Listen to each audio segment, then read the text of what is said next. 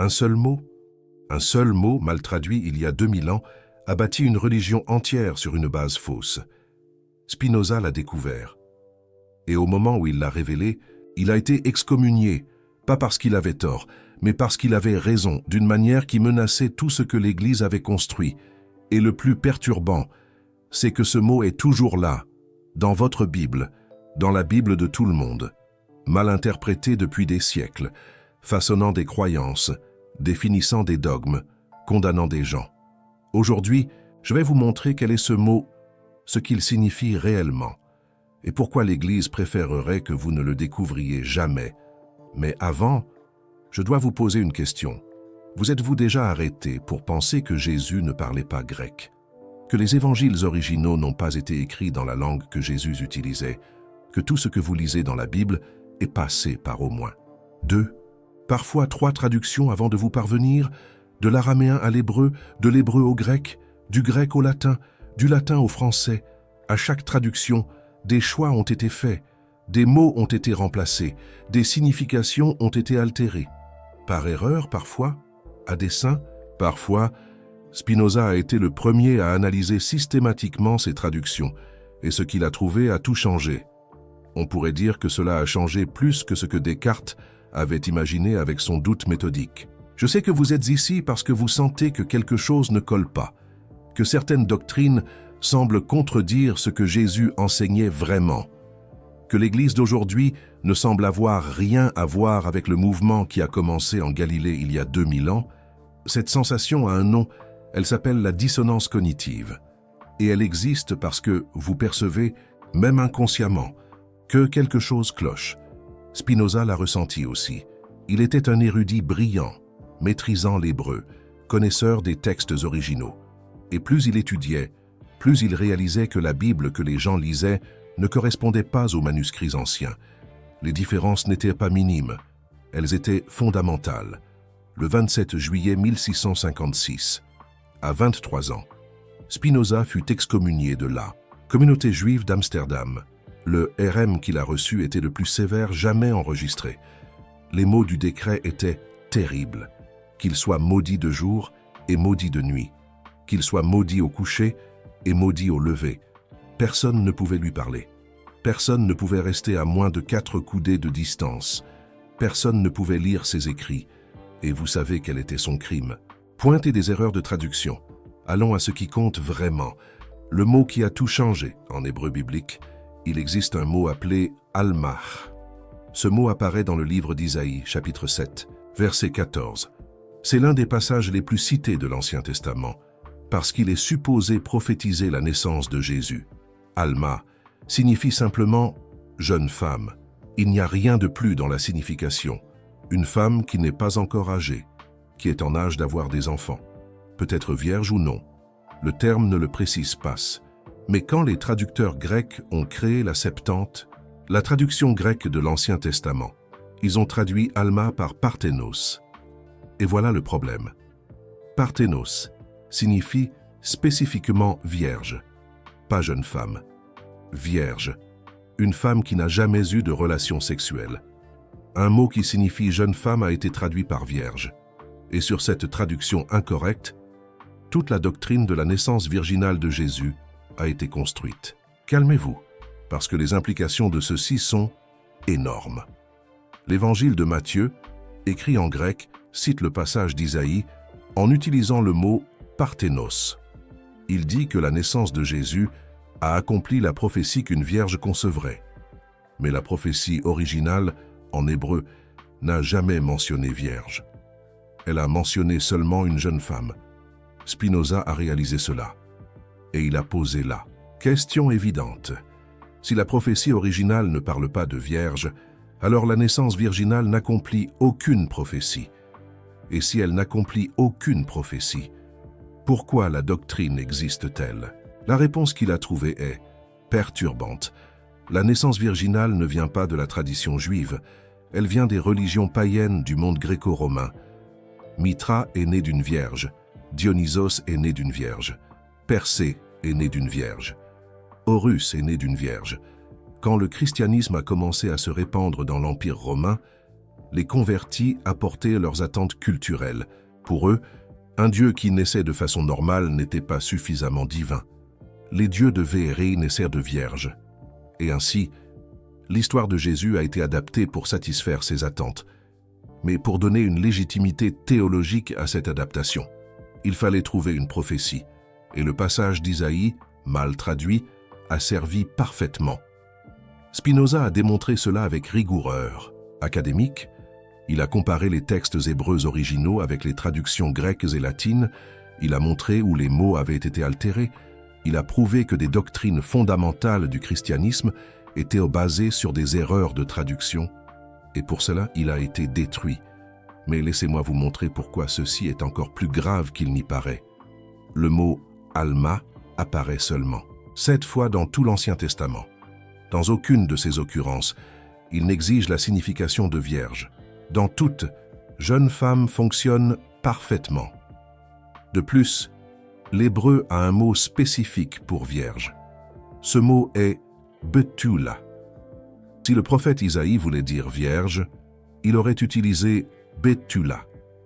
Mais il ne l'a pas utilisé, il a utilisé « alma ». Pourquoi les traducteurs de la Septante ont-ils ignoré cette distinction? Pourquoi ont-ils choisi Parthénos au lieu d'un mot grec plus neutre? Spinoza a enquêté sur cette question et a trouvé des preuves que la traduction a été influencée par des pressions culturelles grecques. Les Juifs d'Alexandrie, où la Septante a été produite, étaient immergés dans une culture où des dieux naissaient de vierges. La traduction reflétait cette influence, mais cela signifie que la traduction n'était pas neutre. Elle était culturellement contaminée. Et sur cette contamination culturelle, une des doctrines les plus importantes du christianisme a été érigée. Pensez aux implications. La naissance virginale est un dogme central. La nier est une hérésie. Des gens ont été brûlés pour avoir questionné cela. Et pourtant, la base textuelle de cette doctrine est une erreur de traduction. Si l'Église admettait cela, quoi d'autre devrait-elle remettre en question? Peut-être est-ce pour cela que Spinoza a été traité avec tant de violence. Il n'attaquait pas une doctrine minimale, il attaquait un pilier. C'est comme si Voltaire remettait en cause la monarchie à son époque. Mais attendez, parce que ceci n'est que le commencement.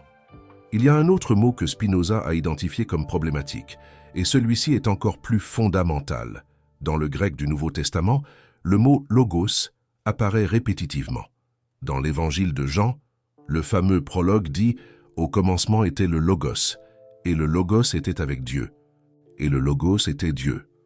Logos a été traduit en latin par verbum, qui signifie verbe ou parole, et ainsi est arrivé en français. Au commencement était le verbe, mais Spinoza argumentait que logos ne signifie pas simplement parole. En grec, le logos porte une signification beaucoup plus vaste. Il signifie raison, logique, principe ordonnateur de l'univers. Les philosophes grecs, et particulièrement les stoïciens, utilisèrent le logos pour décrire l'intelligence divine, qui imprègne toute l'existence.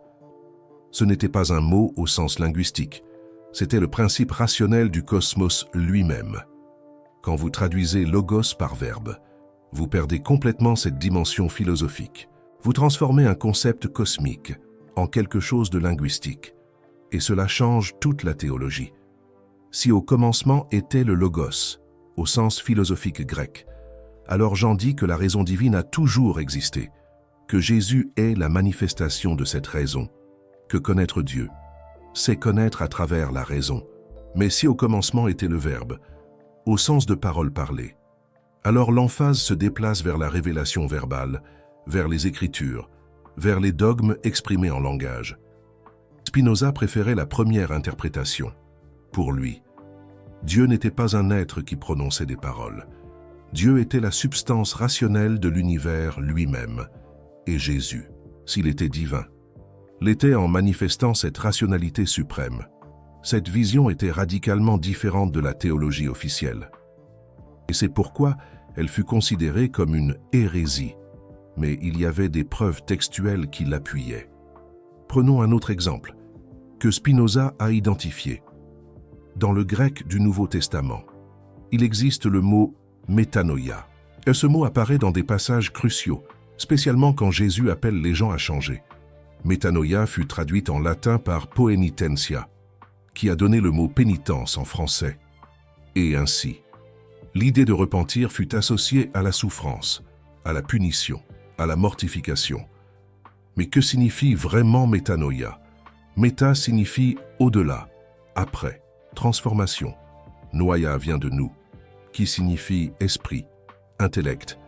Métanoïa signifie littéralement transformation de l'esprit, changement de perspective, expansion de conscience.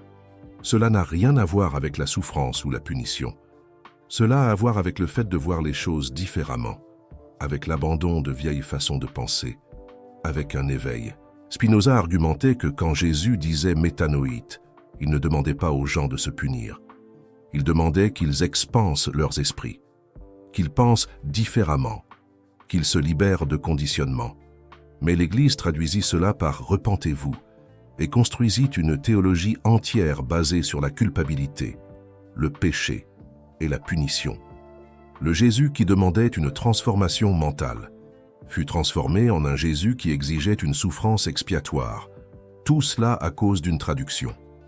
Spinoza fit une liste de ces traductions problématiques.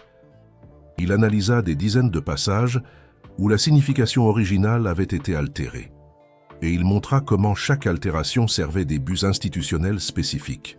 Des traductions qui mettaient l'emphase sur la hiérarchie, des traductions qui justifiaient l'autorité cléricale, des traductions qui promouvaient l'obéissance, des traductions qui cultivaient la peur. La Bible que les gens lisaient n'était pas le texte original. C'était une version éditée, traduite et interprétée pour servir les intérêts de ceux qui la contrôlaient, et la preuve de cela était dans les manuscrits eux-mêmes. Spinoza eut accès à des textes que peu connaissaient, des manuscrits hébraïques anciens, des versions grecques antérieures à la Septante, des documents qui montraient comment les traductions avaient évolué au fil du temps. Et le schéma était clair. Plus la traduction était récente, plus elle était distante de l'original, plus l'Église était institutionnalisée, plus le texte était altéré. Ce n'était pas une coïncidence, c'était politique. L'Église avait besoin d'une Bible qui appuie ses doctrines. Et quand le texte original ne l'appuyait pas, le texte était modifié. Spinoza documenta cela et fut réduit au silence pour avoir documenté cela. Il existe un cas particulièrement révélateur que Spinoza analysa dans l'Évangile de Matthieu, chapitre 19, verset 24. Jésus dit qu'il est plus facile pour un chameau de passer par le trou d'une aiguille que pour un riche d'entrer dans le royaume de Dieu. Ce passage est célèbre et il est utilisé pour enseigner l'humilité et le détachement matériel. Mais Spinoza nota quelque chose d'étrange. En grec, le mot pour chameau est kamélos, mais il existe un autre mot grec très similaire, kamilos, qui signifie corde épaisse, du type utilisé sur les navires. Certains manuscrits anciens ont kamilos, pas kamélos. La différence est d'une seule lettre, et la signification change complètement. Il est plus facile pour une corde épaisse de passer par le trou d'une aiguille que pour un riche d'entrer dans le royaume de Dieu. Cette version fait beaucoup plus de sens. Elle maintient la métaphore de l'aiguille, qui était une petite porte dans les murailles de Jérusalem par où les caravanes passaient avec difficulté. Une corde épaisse essayant de passer par le trou d'une aiguille à coudre est une image logiquement cohérente. Mais un chameau, l'animal, passant par le trou d'une aiguille, c'est trop absurde. Ce n'est pas difficile. C'est impossible. Spinoza argumenta que la version originale utilisait probablement kamilos, corde, et que des copistes postérieurs, confondant les mots ou trouvant chameau plus dramatique, altérèrent le texte. Cela importe? Oui, parce que cela change le message. S'il est impossible pour un riche d'entrer dans le royaume de Dieu, alors la richesse est automatiquement une condamnation. Il n'y a pas d'espoir. Mais si c'est seulement très difficile, alors il y a de la place pour l'effort, la transformation, la rédemption. Une lettre a changé la théologie. Et combien d'autres lettres ont été changées que nous ne savons même pas. Mais ces découvertes ne sont pas mortes avec lui, dans les siècles qui ont suivi. D'autres érudits sont arrivés aux mêmes conclusions. La méthode historico-critique d'analyse biblique, développée en Allemagne au XIXe siècle, a confirmé systématiquement ce que Spinoza avait perçu seul. Les évangiles ne sont pas des récits de témoins oculaires, ce sont des textes théologiques écrits des décennies après les événements. Et ils furent édités, augmentés et modifiés au cours des siècles. Les traductions amplifièrent ces modifications. Chaque traduction était une opportunité d'ajuster le texte aux nécessités du moment. Et ainsi, le message original de Jésus fut progressivement déformé. Aujourd'hui, des universitaires bibliques sérieux, y compris beaucoup qui sont religieux, reconnaissent ces problèmes de traduction dans des universités du monde entier. Des chercheurs analysent les textes originaux et documentent les divergences. Mais cette information arrive rarement aux églises. Et il existe une raison à cela. Les institutions religieuses ont intérêt à maintenir le contrôle sur l'interprétation des textes. Si les fidèles savaient que les traductions sont des choix humains, remplis d'erreurs et d'influences culturelles, ils commenceraient à questionner. Et questionner est dangereux pour ceux qui détiennent le pouvoir. Spinoza comprit cela au XVIIe siècle. Il vit que l'Église n'enseignait pas simplement des vérités spirituelles. Elle maintenait un système de contrôle basé sur des textes qu'elle contrôlait elle-même. Et ce système a fonctionné pendant des millénaires, encore aujourd'hui. La plupart des séminaires théologiques n'enseignent pas la critique textuelle de manière approfondie. Et ce n'est pas un hasard si des penseurs français comme Michel Foucault ont beaucoup écrit sur la question du pouvoir et du savoir. Les futurs pasteurs et prêtres apprennent les traductions officielles, pas les textes originaux. Ils apprennent à répéter des doctrines, pas à les remettre en question. Et quand un érudit soulève des problèmes de traduction, il rencontre souvent une résistance institutionnelle. Sa carrière peut être affectée, ses publications peuvent être bloquées, sa réputation peut être attaquée. Spinoza a été confronté à cela il y a 400 ans. Et beaucoup y sont encore confrontés aujourd'hui. La différence, c'est qu'aujourd'hui, nous avons des outils que Spinoza n'avait pas. Nous avons accès aux manuscrits originaux numérisés. Nous avons des dictionnaires de grec et d'hébreu disponibles en ligne. Nous avons des communautés d'érudits indépendants partageant leurs découvertes. La vérité ne peut plus être monopolisée. Et cela terrifie ceux qui ont toujours dépendu de ce monopole. Vous vivez un moment historique. Pour la première fois en 2000 ans, n'importe qui avec un accès à Internet peut vérifier les traductions par lui-même, peut comparer les versions, peut découvrir ce qui a été altéré. Cette démocratisation du savoir, c'est exactement ce dont Spinoza rêvait. Il croyait que la raison devait être accessible à tous, pas contrôlée par quelques-uns. Et aujourd'hui, ce rêve est en train de devenir réalité. Mais cela ne fonctionne que si les gens utilisent cette opportunité. S'ils décident de sortir de la passivité et de rechercher activement les significations originales, le choix est le vôtre. Le fidèle lambda lit une Bible traduite sans savoir qu'il lit une interprétation, sans savoir que des mots cruciaux ont été altérés, sans savoir que des doctrines entières sont basées sur des erreurs. Spinoza voulait changer cela. Il croyait que les gens avaient le droit de connaître la vérité sur les textes qui guidaient leur vie, mais la vérité était trop incommode. Maintenant, je dois vous révéler quelque chose d'encore plus profond. La question des traductions n'est pas seulement linguistique. Elle est philosophique, selon Spinoza. Spinoza argumentait que l'idée même d'une révélation divine à travers un livre était problématique, parce que les livres sont écrits par des humains, traduits par des humains, interprétés par des humains. À chaque étape, le message divin supposé passe par des filtres humains, et ces filtres distordent. Si Dieu voulait se communiquer clairement avec l'humanité, pourquoi choisirait-il une méthode si défaillante? Pourquoi dépendre de traductions qui inévitablement erroneraient? La réponse de Spinoza était radicale, pour lui. Dieu n'a pas parlé à travers un livre. Dieu parle à travers la raison, la capacité de penser logiquement, de comprendre la nature, de chercher la vérité. C'est cela, la véritable révélation divine. N'importe qui peut y accéder. Pas besoin de prêtre, pas besoin de traduction, pas besoin d'intermédiaire. La raison est démocratique. L'écriture est contrôlable. Et c'est exactement pour cela que les institutions religieuses préfèrent l'écriture, parce que celui qui contrôle le texte contrôle l'interprétation. Celui qui contrôle la traduction contrôle le sens. Celui qui contrôle le sens ne contrôle les gens. Spinoza voulait libérer les gens de ce contrôle, et pour cela, il a été détruit. Mais son message a survécu, inspirant des penseurs comme Descartes, Voltaire et tant d'autres. Allons à une autre traduction problématique qu'il a identifiée. C'est particulièrement pertinent pour comprendre comment le christianisme est devenu une religion d'obéissance aveugle.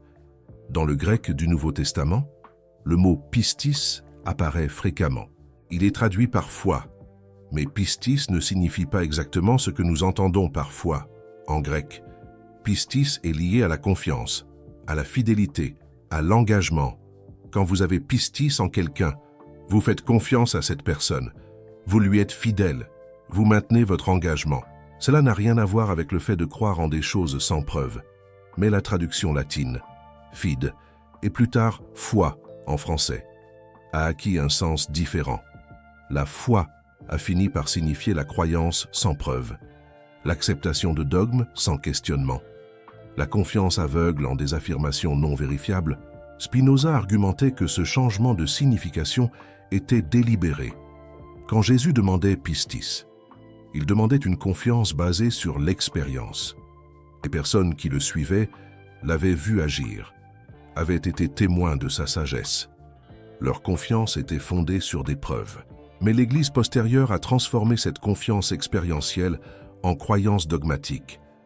Des personnes qui n'ont jamais vu Jésus, qui n'ont jamais rien expérimenté directement, étaient obligées de croire en des doctrines complexes sous peine de damnation éternelle. La pistis que Jésus demandait était relationnelle.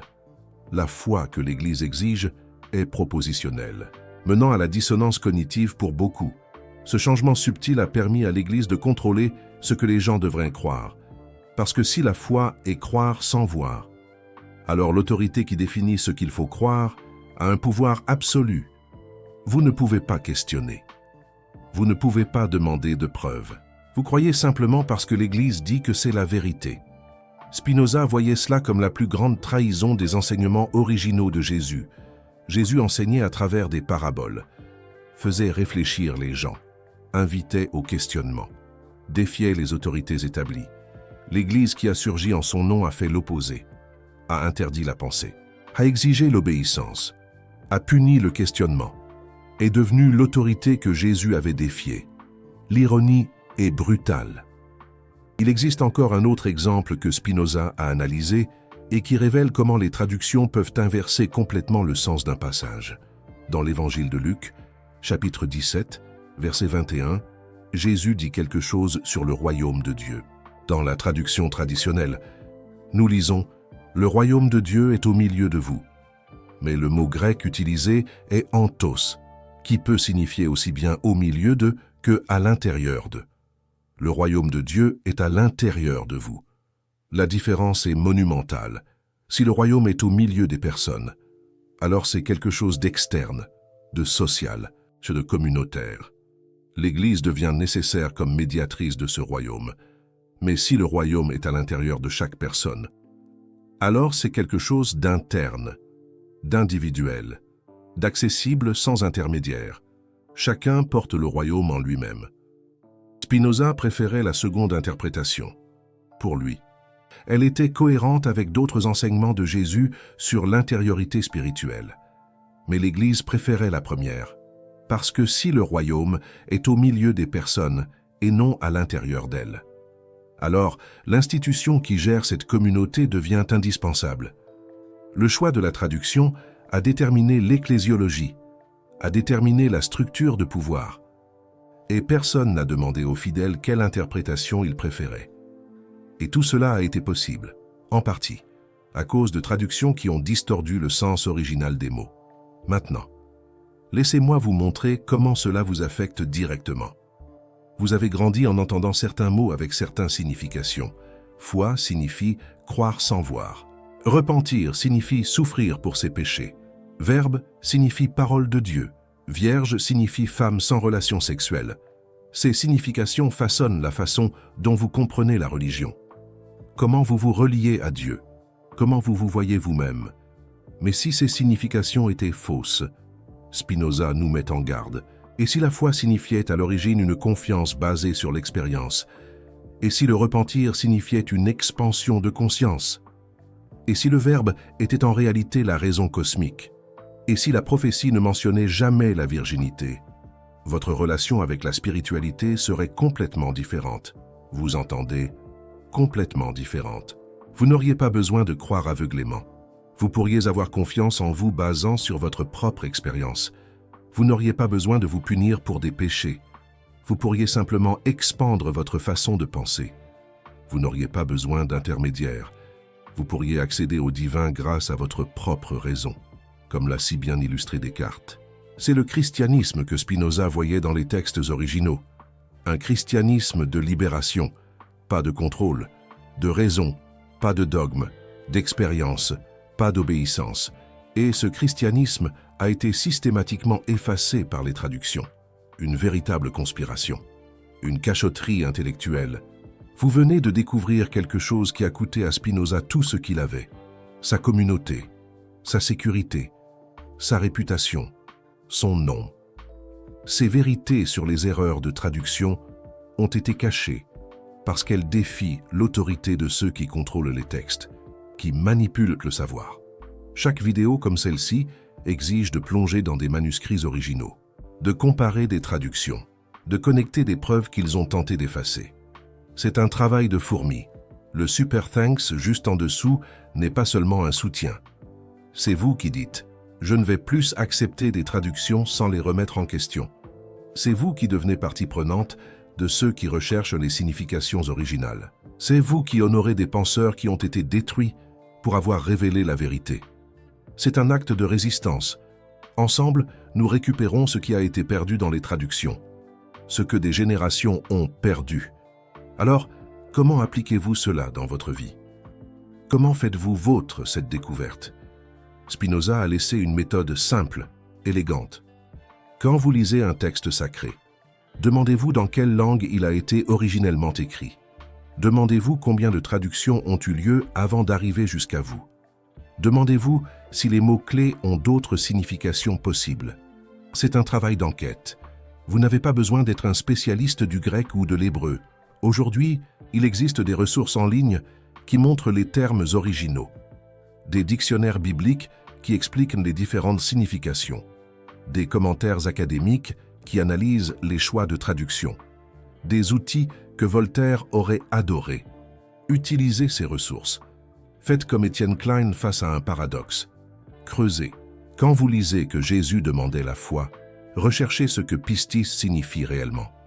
Quand vous lisez sur le repentir, recherchez métanoïa. Quand vous lisez sur le verbe, recherchez logos. Explorez. Vous allez découvrir des couches de signification que les traductions simplifiées cachennent. Et plus important encore, vous allez découvrir un Jésus différent de celui qu'on vous a enseigné. Un Jésus nouveau, un Jésus qui invitait à la réflexion, pas à l'obéissance aveugle, qui demandait une confiance basée sur l'expérience, pas une croyance en des dogmes, qui voulait libérer les esprits, pas contrôler les comportements. C'est un Jésus libérateur. Ce Jésus est caché dans les entrelignes des traductions. Spinoza l'a trouvé, et vous pouvez aussi le trouver. Cherchez. Spinoza a écrit qu'il ne fallait ni rire, ni se lamenter, ni détester, mais comprendre, une compréhension radicale. Il ne voulait pas que vous haïssiez l'Église. Il ne voulait pas que vous abandonniez la spiritualité. Il voulait que vous compreniez comment les choses fonctionnent. C'est une question de lucidité. Quand vous comprenez que les traductions sont des choix humains, vous arrêtez de les traiter comme une vérité absolue. Quand vous comprenez que les dogmes ont été construits sur des erreurs, vous vous libérez de ces dogmes, comme le ferait un bon disciple de Descartes. Quand vous comprenez que le texte original disait quelque chose de différent, vous pouvez rechercher cette signification originale. Compréhension et libération. Et cette libération est à votre portée, à quelques clics de souris. Laissez-moi vous raconter ce qui est arrivé à Spinoza dans les années qui ont suivi son excommunication. C'est une leçon de courage. Il aurait pu se rétracter. Il aurait pu dire qu'il avait tort. Il aurait pu retourner dans la communauté, revenir dans le rang. Mais il a refusé. Il a dit non. Pourquoi? Pourquoi un tel entêtement? Parce que pour Spinoza, la vérité était plus importante que l'appartenance. La raison était plus précieuse que l'acceptation sociale. C'était un homme libre. Il a passé le reste de sa vie à polir des lentilles pour gagner sa vie. Un travail manuel, modeste, qui lui donnait le temps de penser et d'écrire, loin du tumulte. Il vivait dans des chambres simples, mangeait peu, n'avait pas de famille, n'avait pas de communauté. Il était seul, mais il avait la liberté intellectuelle, cette richesse inestimable. Et cette liberté a produit certaines des œuvres les plus importantes de l'histoire de la pensée occidentale, des textes qui nous guident encore aujourd'hui. Son Éthique, publiée à titre posthume, est considérée comme l'une des grandes œuvres de la philosophie. Son traité théologico-politique a inauguré la critique biblique moderne. Ses lettres révèlent un esprit extraordinairement clair et courageux, un véritable phare. Tout cela est venu d'un homme qui a refusé d'accepter des traductions sans les remettre en question. Un homme qui a osé penser par lui-même. Qu'est-ce qui se serait passé s'il avait cédé, s'il avait accepté les interprétations officielles, s'il était resté silencieux? Nous aurions perdu l'un des plus grands penseurs de l'humanité, une perte irréparable. Et combien d'autres Spinoza ont été silenciés? Combien d'esprits brillants ont cédé à la pression? Combien de vérités ont été perdues parce que les gens avaient peur de questionner? C'est un véritable drame, une tragédie silencieuse. L'excommunication de Spinoza n'était pas seulement une tragédie personnelle. C'était un crime contre le savoir humain, une atteinte à l'intelligence. Et ce crime continue d'arriver. Chaque fois que quelqu'un est réduit au silence pour avoir posé des questions, chaque fois que quelqu'un est puni pour avoir cherché la vérité, chaque fois qu'une institution place son autorité au-dessus de la raison, c'est une injustice. Spinoza a résisté et a payé le prix, un prix fort. Mais sa résistance a ouvert la voie à nous tous. C'est un héritage précieux. Aujourd'hui, vous pouvez remettre en question des traductions sans être excommunié. Vous pouvez analyser des textes sacrés sans être brûlé. Vous pouvez rechercher des significations originales sans perdre votre communauté. La société a évolué. Cette liberté existe parce que des gens comme Spinoza se sont battus pour elle. C'est un combat permanent. Utilisez cette liberté. Honorez ce sacrifice. C'est un devoir. Ce que vous faites avec cette information est votre choix. C'est votre responsabilité. Vous pouvez continuer à lire des traductions sans les remettre en question. Des millions de personnes le font. C'est plus facile. Cela ne demande pas d'effort. On peut se laisser porter. Ou vous pouvez commencer à étudier les significations originelles. Vous pouvez comparer des traductions. Vous pouvez rechercher les termes en grec et en hébreu. Vous pouvez découvrir par vous-même ce qui a été modifié, ce qui a été transcrit. La deuxième option est plus laborieuse, mais c'est la seule qui mène à la vérité. C'est le chemin de l'éclaircissement. Et laissez-moi vous dire quelque chose à propos de cette vérité. Écoutez bien, elle ne va pas détruire votre foi. Au contraire, elle peut la libérer. Elle va l'anoblir. Beaucoup de gens craignent de questionner parce qu'ils pensent qu'ils vont perdre quelque chose de précieux, qu'ils vont découvrir que tout est un mensonge, qu'ils vont se retrouver sans rien en quoi croire. C'est une peur légitime. Mais l'expérience montre le contraire. Quand vous supprimez les distorsions des traductions, vous trouvez quelque chose de plus pur, un enseignement plus simple et plus profond, un Jésus plus humain et plus inspirant. Le Jésus qui émerge des textes originaux n'est pas un Dieu distant qui exige une adoration aveugle. C'est un maître qui invite à la transformation intérieure, qui parle d'amour, pas de peur, qui libère, pas qui emprisonne. C'est un Jésus révolutionnaire. Ce Jésus a été caché par les traductions, mais il est toujours là. Il attend d'être redécouvert. Comme une relique oubliée, Spinoza a trouvé ce Jésus. Et sa vie, malgré toutes les persécutions, a été marquée par une sérénité extraordinaire. Des témoins rapportent qu'il démontrait rarement de la colère ou du ressentiment, qu'il vivait avec gratitude et paix intérieure. C'était un sage. Il n'a pas perdu la spiritualité quand il a questionné les traductions. il l'a purifiée, il l'a sublimée. Et vous pouvez faire de même. Vous aussi. La vérité n'est pas l'ennemi de la foi. La vérité est la fondation d'une foi authentique, d'une foi véritable. Ce qui doit mourir, ce n'est pas votre spiritualité. C'est la prison que l'institution a construite autour d'elle. Et quand cette prison s'écroulera, vous découvrirez que vous étiez libre depuis toujours. Vous ne le saviez simplement pas. Spinoza est mort pauvre et isolé. Mais ses idées ont transformé le monde. La méthode qu'il a développée pour analyser les textes sacrés est devenue la base de la critique biblique moderne. Des universitaires du monde entier utilisent les techniques qu'il a mises au point. Et chaque fois que quelqu'un questionne une traduction, chaque fois que quelqu'un cherche le sens originel, chaque fois que quelqu'un se libère d'un dogme basé sur une erreur, Spinoza revit. Maintenant, je veux savoir ce que vous en pensez.